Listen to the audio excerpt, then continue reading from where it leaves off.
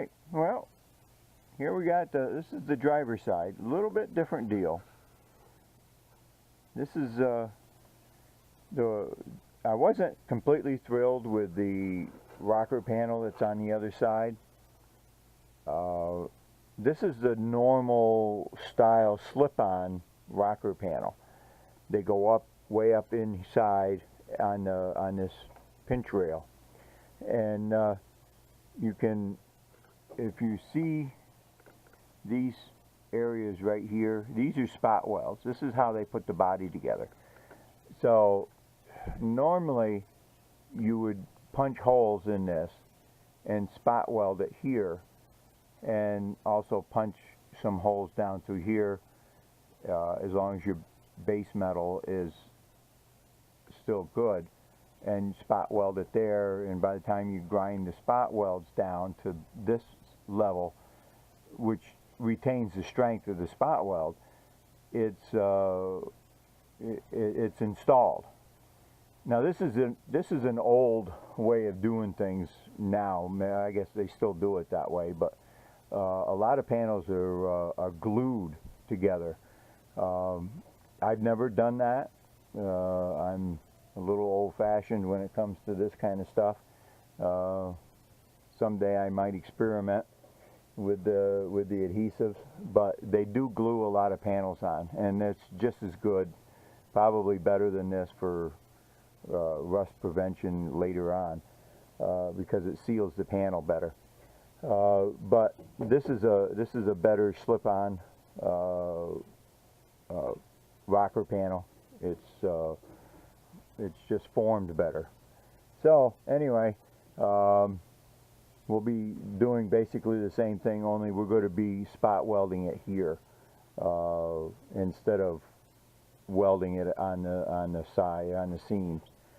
This is the cab corner that we're going to be installing, as well as the rocker, and this is also a well-formed panel, and hides a lot of stuff underneath.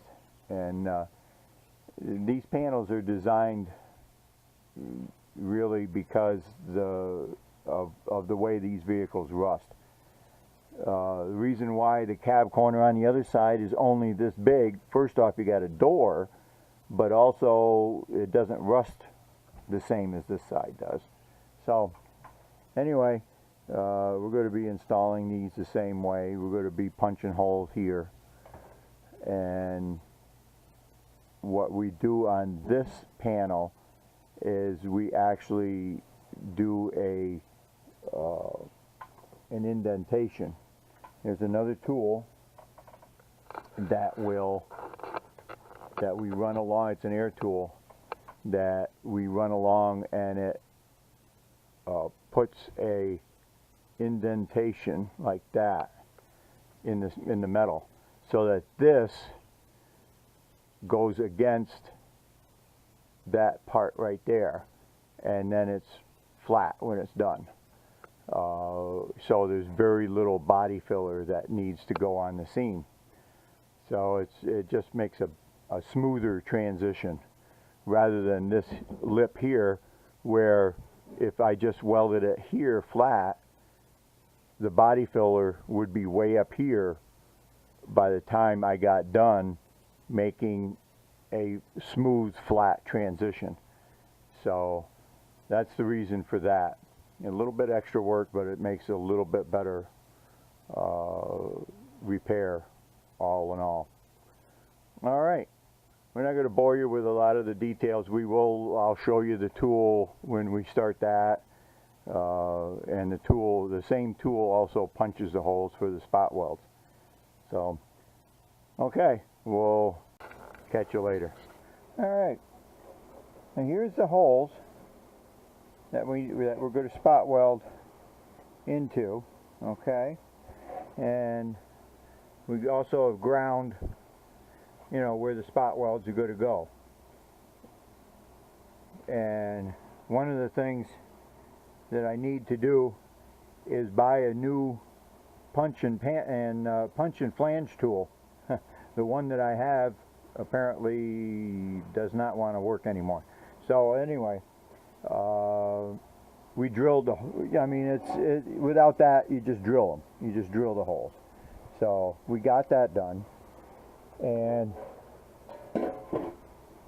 what we're doing now is we can't get down into this corner, and this particular rocker panel goes down and then folds underneath and then continues on down.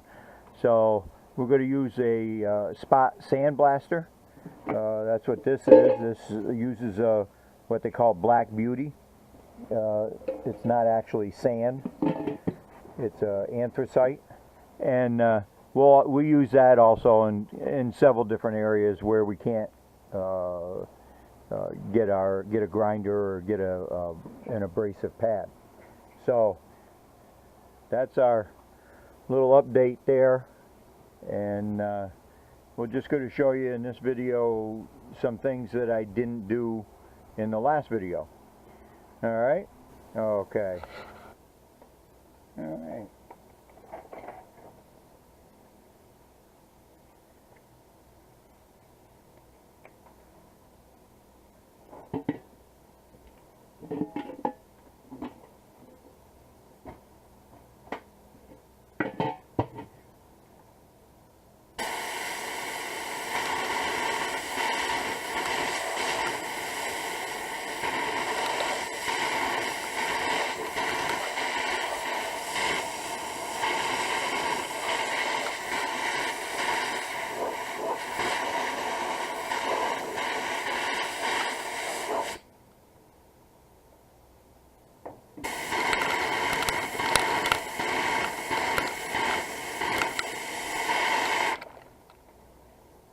That takes care of that small spot there, and that's what we use this spot blaster for. And then what we can't grind, we sandblast. Alright, what we got is the way I'm doing this is different than the way I said I was going to do it, because the tool that I had won't work anymore. But anyway, this is just as good. It's just not as smooth of a way. It just requires a little bit more work.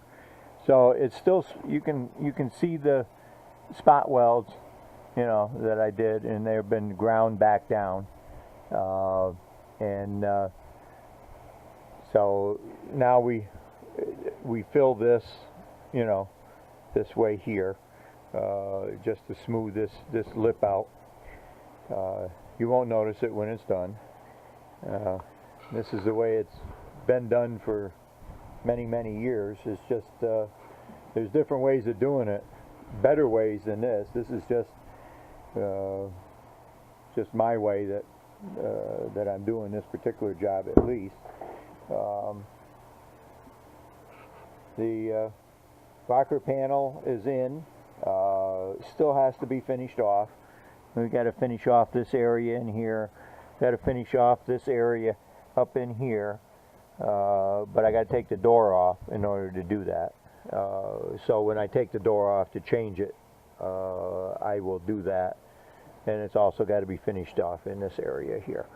So and we have to make the back side of the rocker panel and of the cab corner. This is the cab corner for the left hand or driver's side. So we got to fill this. We'll do this today. We also have to finish off behind the box, but we got to take the box off anyway. So when we do take the box off, we will finish the back of that cab corner and put the cab corner on the other side, because the other side is so damaged that we have to remove the whole cab corner before we can put the new one on anyway. So in order to do that, we have to have access to the back of the cab. Alright, we'll get cracking. Alright, there's the first layer of body filler and onto it. As you can see, It may creep up just a little bit further just to get it feathered out, but you can see from the body line, I'm not sure if you can notice it from the body line, but it's this body line rolls anyway, and it continuously rolls into here. So so we may need to go a little bit further just to feather it out and to get that body line, because it's very noticeable when you have a body line here and a body line back there that's the exact same. If it doesn't match the two, then that's noticeable, and with black it'd be very noticeable. All right, well, here we go again. I've been busy doing some other things, so I haven't had a chance to do a lot of work here, but we did get the rocker panel on, the rocker panel and cab corner. They call this actually a cab corner, but it also incorporates the rocker panel, and it goes up right up to that seam there.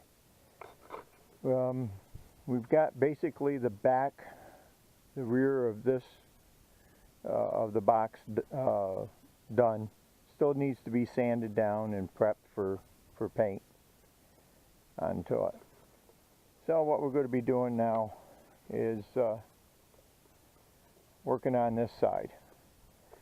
And as I said previously, I did install upper wheel arches and never finished them.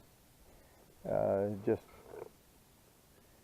didn't have the time and doing other things.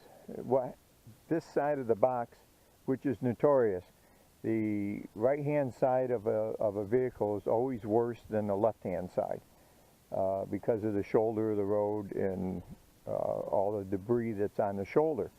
So we're going to run into a little more body work on this side. This is very thin here. I've poked some holes in here. We'll be poking some more around. There's another hole there. So this side's going to require a little bit more work than the other side, but we'll cut that out, weld some new steel in. This isn't going to be a long-term project for this rear of this box. The box is in pretty rough shape, but we'll get it to look halfway decent, and we'll keep our eye open for another box, and we'll replace the box at some point.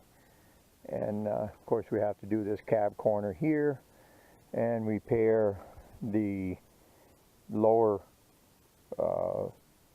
part of the third door. This door came off from another truck that the frame had rotted out on and doesn't necessarily fit. And the way they put these together is horrible.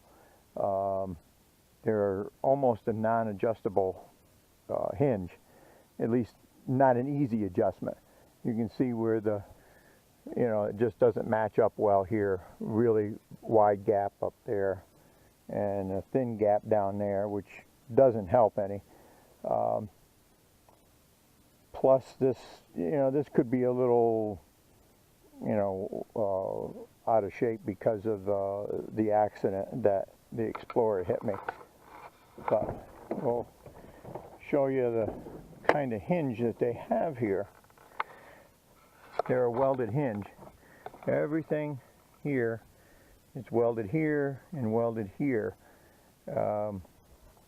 So used to be when we ran into these, you had to jack things around with porta power. So I got to talk to some of my body shop friends and find out exactly how they deal with this now. I can't see having to cut that loose and re-welding it, but in order to get it to fit properly, it may be something that we have to do. I'm not sure. So we'll see what happens, and we'll go from there.